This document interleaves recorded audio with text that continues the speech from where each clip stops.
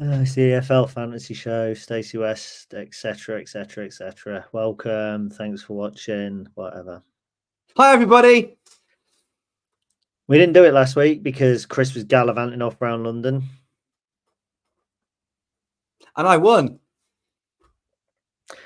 Hence, I'm in a broken down studio now to reflect the mood in the Withcall and I camp after back-to-back defeats. And what's even worse is I haven't actually done that badly in these 2 weeks. It's just Chris has rediscovered his winning touch. So to get over that rather subdued entry, this is a big welcome to the show that we enjoy recording more than you enjoy watching. Although Josh, who was our guest a couple of weeks ago, did message and ask where we were last week, which was it's quite nice. It's nice to be wanted, isn't it? Certainly is. Yes, Yeah, certainly is. I missed doing it last week, I have to say. Obviously, because I won is one of the reasons that I wanted to go and just talk about it. I did feel like I'd lost my mojo, though. I really did. I feel like we've just about got it back again. So, yeah, it was 5-3 at the point of our last recording. So then the week that we missed, it was then back to 5-4. So I was within touching distance going into this game week. Now, we're not going to go back over our game week 11 teams, but you wanted to just say how many points you'd got, didn't you, to have your little moment? Well, it was more than you. That's all that really mattered, to be honest. It was more just wanted to say that I got more points than you got and I won. I ended up with 98 points, though, from a two match game week. So that was obviously good. It's much better than I've been doing recently. The most important thing is it was more than you got. It wasn't that many more than you got, but it was enough to bring it back to 5-4. Well, actually, it was a good game week because I got 74 and I thought I'd done relatively well. But obviously you had a really good one. Now, for me, I'm actually quite happy because I've narrowed the gap on Ben to 16 points. So Ben is our Stacey West podcast co-host. For those who don't know, who watch this for the fantasy content, which I know is probably just Josh and Amy, but if there is anyone else, hey, welcome along. Anyway, whatever. So we'll move on to this game week just gone. Oh man, it's so disappointing. It's so disappointing. Shall we bring my team up first of all? I can talk you through it. We had, because it was a double game week, we had some key people the same. We had Lewis Wing, Paulie O'Connor, Louis Barry. We both had Lincoln. We both had Reading. So the differences were going to be, in my opinion, I risked it. I rolled the die because I thought Ethan Arahan and Carl Piergianni, relatively high scorers, but both on bookings. And if they picked up bookings on Saturday, they then wouldn't be able to play on Tuesday. So it was a big risk. Piergianni was injured and didn't play a minute. Arahan went off after 12 minutes. So finally, the EFL curse returns. I've been waiting for it because I want to start giving a kiss of death to whoever Lincoln are playing. I picked Louis Barry, hoping that the curse hits him, and he was my highest scoring player with 15 points. The big one, though, that wasn't where the big difference was, because we worked out that the difference between us this week was actually my highest scoring defender, because I went for Dacris Cogley at Bolton. I thought it was a clever pick. You went for Ricardo Santos, and it paid off for you, didn't it?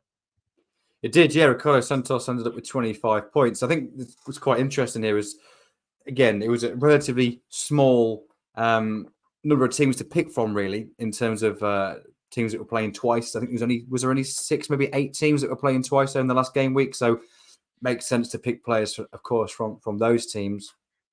I had also spotted that both Piergianni and Arahan were on yellows. I had picked Piergianni previously, and his goal scored pretty good points. I hadn't yet picked Ethan Arahan, but I was tempted to do so because I really am starting to see the value in interceptions. But I chose against it because of the yellow cards. And I'm really pleased that I did. Even though that Brendan Sarpong Waredu, who I chose ahead of Arahan, only actually ended up with 3 points from 2 games.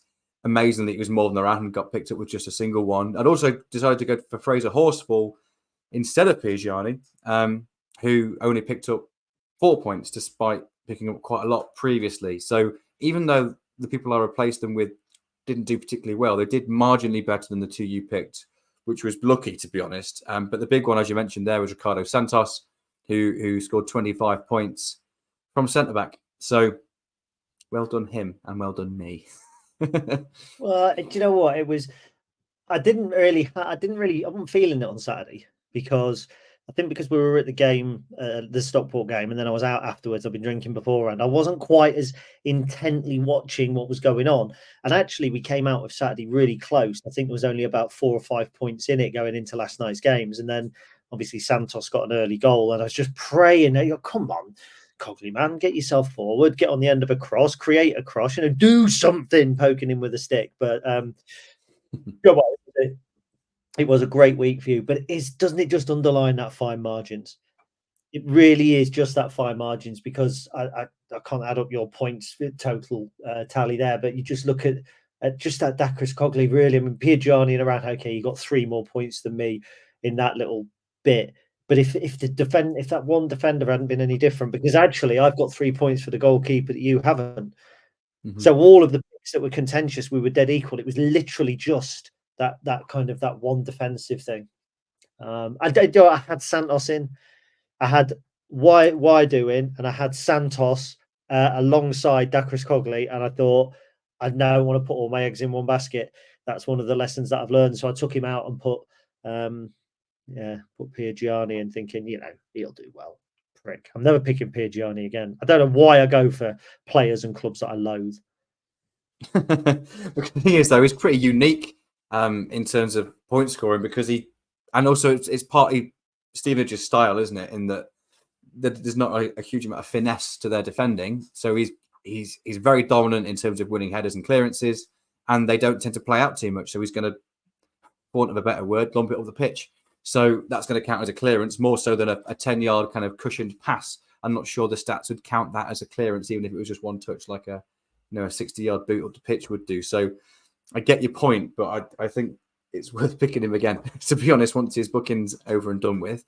I don't know if he did actually pick up a booking in the game he did play, but the reason that we didn't pick it was because of the risk of the booking, and it had been a 2-game week. But when that is no longer an issue, I think he's probably a smart pick, to be honest, because we've definitely seen the benefit in picking defenders, aren't we? Yeah, well, he's not going to be a smart pick for me anymore. I need to follow my gut. The number of times that I've let myself down by picking a player or by not picking a player who's then gone on to do well, like dropping Josh Madger, and he did really well. Every time I picked Dan Cowley, he did badly. Every time I didn't pick him, he went on to do really well. So I just need to start following my gut. But then it's easy to say that, isn't it? It really is easy to say that. So anyway, Chris, who else were the big scorers this week? Who else could people have picked? Yeah, but looking through this, I don't know if the website's actually that reliable when we look at this, because I've just seen Ricardo Santos has got 25 points.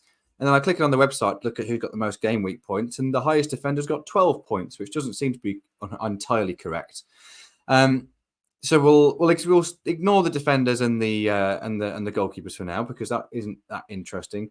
One is very interesting, is the highest scoring midfielder of just the most recent fixture, so let alone the whole game week, just the most recent fixture. Terry Devlin of Portsmouth achieved 20 points. He played 90 minutes in a 2-1 defeat at home to Sheffield Wednesday, but got an extra. So he got 2 points for playing 90 minutes. Got 18 extra points for making 9 interceptions in the game. I think that goes to show the power of interceptions there for midfield players. To get that many is pretty impressive. And then in terms of forwards, Louis Barry got himself 15 points. Now, he only got 2 points in this game week for his 90 minutes versus Lincoln. To be honest, obviously, we were at that game. He was pretty anonymous for the majority of that game, to be honest, but really turned it on against Reading. Scored 2 goals, which gives him 10 points, with also 3 shots on target, plus 69 minutes played, gave him 13 points for that particular match. 15 points overall, made him the highest scoring forward player this game week.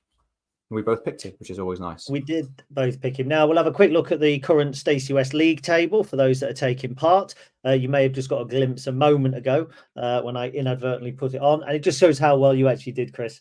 Fair play. Going on 84 points and 5th. Dean Gripton, who we've had on before, the 1% club. Now, surely Paddy O'Connor wasn't only picked by 1% of people, was he? He mentioned this to me. He was at the point he picked it. It went up closer to the game week because people obviously have been doing their teams. I had the pleasure of meeting Dean. Actually, he came to watch the Lincoln Stockport game, despite being a a Birmingham fan and kind of based in Nottinghamshire. He was there with a friend, so I met up with him after the game. It was really nice to see him. I think it's really impressive that Dean does, of course, follow the 1% club, and he came second out of everybody this game week. But yes, he was very particular and mentioned the fact that he picked Paudie O'Connor early in the week, where he did have less than 1% of people that picked him, but it did rise above that as the week went ahead. So he allowed himself to do it, which I think is fair. Ed Harrison's win has got to come that captain Louis Barry with Ricardo Santos. I mean, you got 55 points there from the off. You can pretty much get away with picking anybody other than Ethan Around and Carl Piergiani around that time, can't you? Corey Adai, bless him, did have a little bit of a nightmare against us. So just going down the rest of the top league there, we've got Matt Fenton doing really well this week on 81. We've got me not doing bad there on 71. And Josh Jones sneaking in there on 69, so a little bit happy there to have beaten him. I'm quite pleased about that. And overall, so John Leonard still leads with 822 points. Josh is second with 819. He was leading. Wife Amy there fourth on 799. Callum Anderson on 805. So it's not massively tight at the top. When you think that the top five, there's 24, there's 40 odd points. There's a week's difference probably between sixth and first, which is really interesting. Speaking of which, I am now in 47th position, which I'm pretty delighted with, to be honest. You find yourself up in 35th. You are 43 points ahead of me. So I'm clawing it back in terms of points. I know we're not really counting points in terms of our competition. It is very much game week by game week. But it's nice to have you kind of in sight now. That's one good 2-game week away from potentially catching you up. So fingers crossed that continues.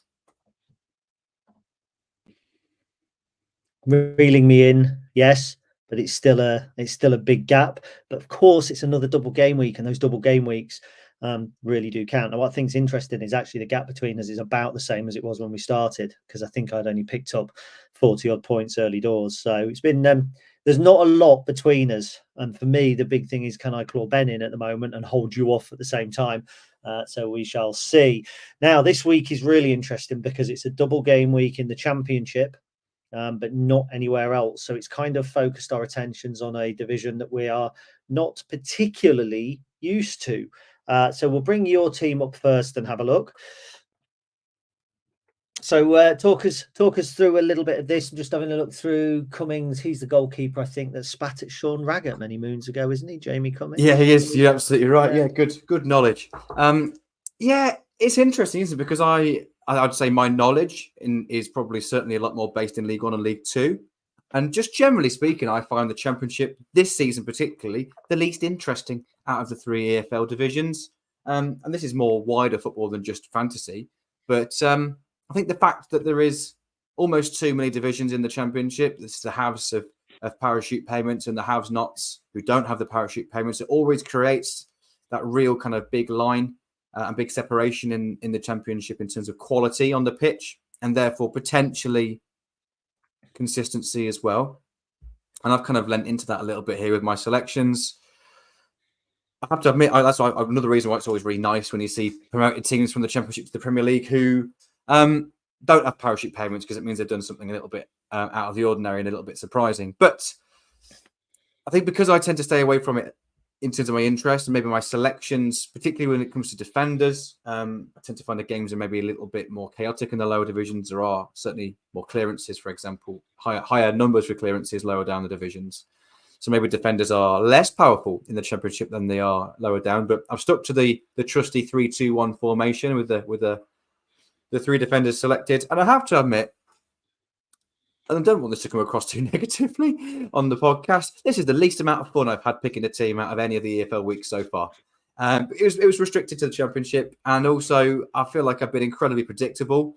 I'll be honest, I was really expecting us to have very similar teams, and it turns out we don't have much in terms of similarity, which I think is really interesting. Try my best to pick players from different sides, so not to double up too much. I had to pick the 2 teams at the bottom in Sunderland and Leeds in terms of their fixtures. So we'll start with the teams at the bottom, I think. So Sunderland, QPR and Preston away. course, 2 away games always puts a little bit of a question mark in there, but I just think they're so much better than the other 2. And I've got a good chance of at least 1 away win there. Leeds again, Plymouth at home, Millwall away. Millwall will be tough. I expect Leeds to beat Plymouth at home. But again, just on the pitch, Leeds have got so much more than Millwall have, despite Millwall being a reasonably good team so far this season. Cummings in goal, primarily because I didn't want to pick a goalkeeper that was attached to any of the other players that I'd selected. Oxford have been good at keeping teams out this season. On the whole, most of their games have been tight. Even the games they've lost have been tight. And they've got 2 home games against sides who are far from lighting up the championship. So I picked Cummins for that reason. And then, to be honest, the back 3 is a very, very simple selection. It's the highest scoring defender from each of, in my opinion, the best 3 teams in the league, who have got 2 winnable games this game week. So it's Sirkin, who I think is scores well for defensive metrics, but also has got key passes and a few assists this season so far. Pascal Struijk at Leeds and Harry Souttar for Sheffield United. Both of them score quite highly for clearances by championship standards, and also have got the potential of, I think, at least 1 clean sheet over the 2 games for each of them, really, so that we know the power of clean sheets there. We just saw the power of interceptions, of course, this week, discussed earlier. George Seville is, generally speaking, this season been pretty good for interceptions. And playing Burnley and Leeds at home, of course, is 2 tough games, but 2 tough games in which you can imagine Millwall are going to be spending a fair amount of time out of possession and therefore have opportunities to win the ball back. And of course, the overall result doesn't really impact George's score here. So I'm hoping for high scoring points in terms of interceptions there. Gary, you've got your hand up. Yes, because in game week 11, I had the same thought about George Saville. I don't want to kind of, piss on your chips. But in game week 11, I picked him. Millwall were playing Plymouth and Derby, both at home. I thought, do you know what? It's a banker, isn't it? Do you know how many points you got? 1. 6. Yeah. Across 2 games. Across 2 games. Fair enough. Yeah. Well, maybe that's not ideal, but that was my thought process at least, and he's still one of the highest average point scorers. So I like to look at the average point scorers, not just the overall point scorers, and he's all right. Of course. And Alfie Doughty, a player who I have backed a lot this season, despite playing for a struggling Luton side. He's scored decent points for me personally over the season so far, and he's one of those midfielders who scores really highly for both interceptions and key passes. So he's kind of got 2. You can kind of attack the game from 2 elements, really, from 2 sides. So I've gone for him. Got 2 matches, West Brom at home and Cardiff as well. Both home games for Luton there. So I still think Luton are underachieving. And I'm just hoping that personally he can score some good points, even if Luton don't get the results they're hoping for. Then Borja Sainz up top, who I selected a couple of weeks ago, scored well. Top goal scorer currently in the Championship, and albeit 2 away games in which Norwich are likely to create chances in Cardiff and Sheffield Wednesday. But again, was reluctant to pick 2 players from the same team. So that kind of shaped my selection a little bit in that regard. So I think, because we've got a little bit of time before we go on to my selection, I think it's pertinent for me to comment on yours. Okay, I thought I'd selected Alfie Doughty at some point, and I haven't. I was burned by Luton when I wasn't burned by them. I picked their goalkeeper after watching him being sent off minutes earlier on a video, and I also had Tahith Chong as well. So I've been frightened to back Luton. I backed Saville when I thought he was a high point scorer, and obviously got let down by that as well. So and I could never pick a player like Jamie Cumming. Even though I've picked Gianni, by the way, who despite not spitting, still got one of ours sent off, but I could never pick Jamie Cumming. So there we go. So yeah, very, very interesting. Now you say that our teams are similar. No, I said they're quite different. Yeah, you said they're quite different, but there are some similarities as well. But I've taken a slightly different route. And I'm beginning to regret it now. But at the bottom, I've gone for Hull City. I like this. Leeds. Yeah, I know you'd like this because they haven't been doing particularly well. But actually, if you look at Hull's results, in September, they beat Stoke away 3-1, Cardiff 4-1, and QPR 3-1. Since then, yes, they've lost twice. Norwich and Sunderland, both doing well, drawn with Burnley and drawn with Derby. So actually, the fact that they haven't won in 4 games I think they've still got a huge chance against a poor Portsmouth side. I fancy them to win that, and then away at Oxford with a little bit of motivation behind them. I do realise I don't get extra points because they haven't won in 4 games. And as I'm talking to you now, I'm beginning to reflect on my picks, wondering whether it's the right idea. However, I also want to keep Sunderland for a little bit later in the season because I think that they will be a banker. But I do think Leeds are a banker here as well, against Plymouth and Millwall. So it's going to be interesting. I think this one could be won and lost along the bottom. However, not backing Sunderland at the bottom doesn't mean that I haven't backed them across my side. And as you'll see, I've gone for Dennis Sirkin, who you have gone for as well. I think you captained him. Is that correct? Oh, good question. That does ring a bell. Yeah, I think I have. I probably should have mentioned that when I did it. Yes, Sirkin captain, Strike vice captain. I fancy clean sheets for Sunderland. I fancy them to beat QPR and Preston to 0. So I dangerously doubled up, and I almost doubled up on Strike and Firpo as well. And it was a toss-up between which one to pick. And we've gone for the whole Santos and Dakris Cogley thing again, haven't we? Where depending on which of the Leeds players does relatively well, could actually decide the outcome of the week. What I do like about Firpo is I think he's got a couple of goals for them, hasn't he? Or he's got at least 1 goal. Mind you, Strike's got 2, so that's dead in the water. Jesus Christ, did I not do any research this week? And Luke Ayling, Borough, I think, have been on a bit of a decent run. And again, Coventry and QPR games where I can expect to see clean sheets. Now, the midfield is very different.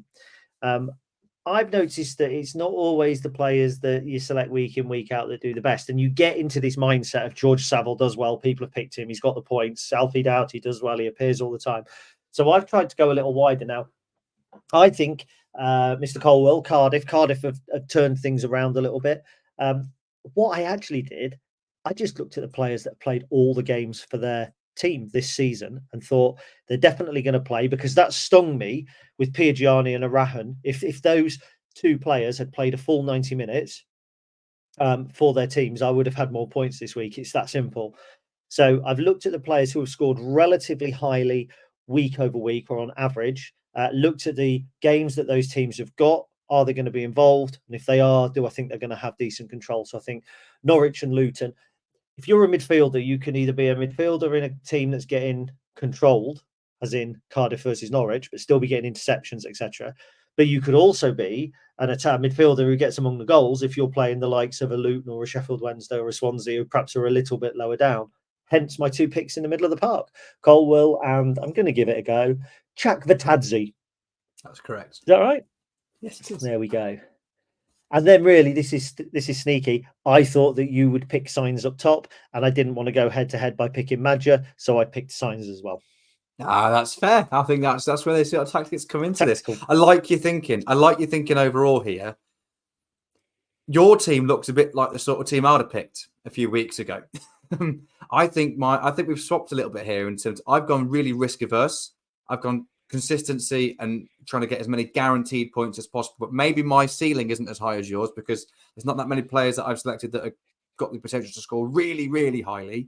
If Chak Vatadze scores a hat-trick against Swansea, which he could because Swansea are open, then you're going to get loads of points for that. And Colwell in an improving Cardiff side against Norwich at home is going to be tough, but again Luton away, depending on their form, is there's potentially chances there for them as well. So this week obviously pulled it back to 5-5 now, which I'm delighted about. I was like, well, what can give me the best possible opportunity of being as consistent as possible, guaranteeing as many points as possible to get me the win this week? I appreciate that's probably a bit of a boring way of doing it going forward. And we're going to maybe set some rules going forward. When we was going to do it this week, then we realised, of course, it's a championship only, really, 2 game week. So that limits us anyway. But what we'll start to do is setting little challenges in terms of our selection to keep it really interesting. So with that in mind, I thought this week, let's try and go as guaranteed as you can with this game in terms of getting some consistent points and hope that's enough. And also hope that whoever you selected doesn't have a brilliant breakout week, really. So I think the only thing that's going to decide it, I genuinely think it could be which Leeds defender, but I also think it could be that Picker Hull. I'm looking now knowing that our gentleman's agreement is that we don't change it after filming, thinking, I wish I hadn't put that agreement in place, because it feels like a stupid pick now. Why not pick like Sheffield United or something if I wanted to save Luton? Wanted to save Sunderland? I don't know. Who knows though? Because when you look at the players that have scored most points in certain weeks, it's always one-offs. 9 times out of 10, like your Terry Devlins or people like that. So it's not confident, but we'll see. And also, just to go back on something I said earlier on the show, you said there's how many points between us? I thought there was 43. 43. There was actually 66 when we started. I got 33 in game week 1 and game week 2. So you have hauled it back by about 20 points, which is only marginally more than you hauled it back by this week. You won by however many points. We have been pretty even. We've been pretty even. There's been a couple of bad weeks here and there, but I think the way that the points have been scored has maybe been a little bit overlooked, because obviously I went 3 up, then you pulled 3 back and then won 5 on the bounce in total. And then I've now won 2 on the bounce. I think because we've had those little runs, it's almost felt that we've been further apart from each other than we really have in terms of points. We haven't been a million miles away a lot. But that's what makes it fun, isn't it? That's what makes it, 1 week you could get 1,000 points and I could get 1. You get a point for that overall in our little game, or we could win by 1 point and you still get the same number of points. A win at the end of the day is a win, isn't it? And I like that. But it's nice to have a look, keep an eye on the league table as well. It's nice when you've got 2 wins in the bag, and I know how I felt after we won 3 in a row. That was nice. It was, and it was. I was 1 win away from having to join the 1% club. I haven't actually picked a 1% yet, so technically, you have now got more wins on fair head-to-head weeks, but that doesn't count either, does it? Right. Well, thank you everybody for listening and watching. We shall be keeping a close eye on games in the Championship whilst we're in Germany. We'll be back next week recording at some point. It's going to be quite a hectic week, so quite when that will be, I don't know, but we will try and get something out for you in the meantime. Thank you very much for watching, and up the with Call and I. Substandard Liège.